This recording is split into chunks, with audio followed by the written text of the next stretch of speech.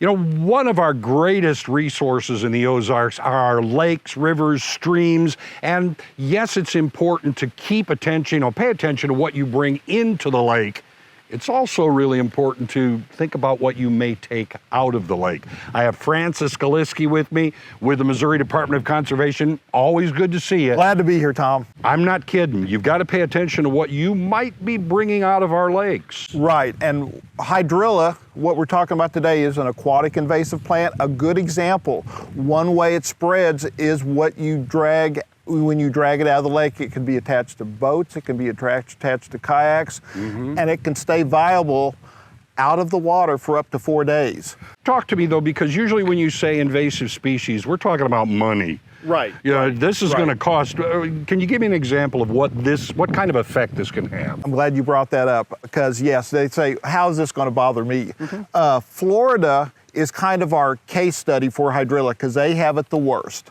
And they did a study there, and I'm going to read this. In a 7-year period, it cost them $66 million just to control it. And in Florida, we're not talking getting rid of it like we are here in Missouri. That is just to maintain the status quo.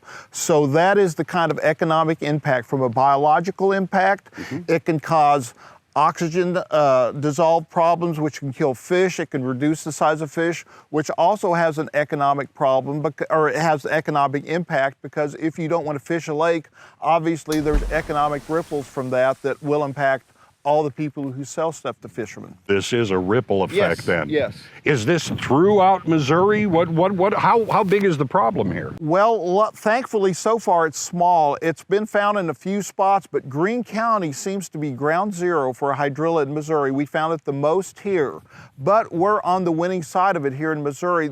We've been treating it for several years, and some of the ponds that we initially found it in, now we check in and it's not there anymore. We still treat it because it can be viable in the soil for up to 10 years, but 4 to 10 years. But I always like to throw out that long number, because, but we're winning it here. So that's why we're talking about it. We can win this battle. Okay, Department of Conservation, of course, is doing their part, but really we have to do our part. The citizens are the ones who can really win this battle, because they're the ones who are the recreational water users, right? The boaters.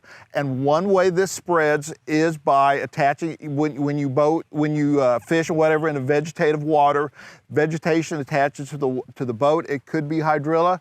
The way we fish here in Missouri is a lot. So I said it remains viable 4 days outside of the water. Right. That's a couple more fishing trips for a lot of people. So if you take it to another body of water, you spread it, you've introduced it there. Is it just best to assume that you're bringing stuff out of the lake like Hydrilla, so do something now? What do you need to do? Clean, drain, dry. That's the mantra we use. Clean your boat, drain all the water out of it, let it dry for several days before you use it again.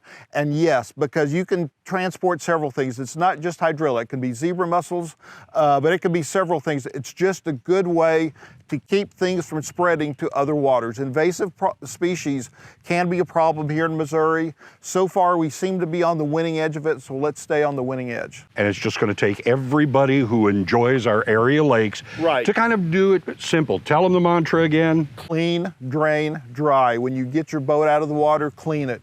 Drain all the water out of it, from the bilge pumps, from everything else. Let it dry for several days. All right, so we all need to be good stewards of our area lakes. And, you know, he mentioned another species, which is the zebra mussel. So when we get together next time, we're going to tackle that issue as well. We'll be right back.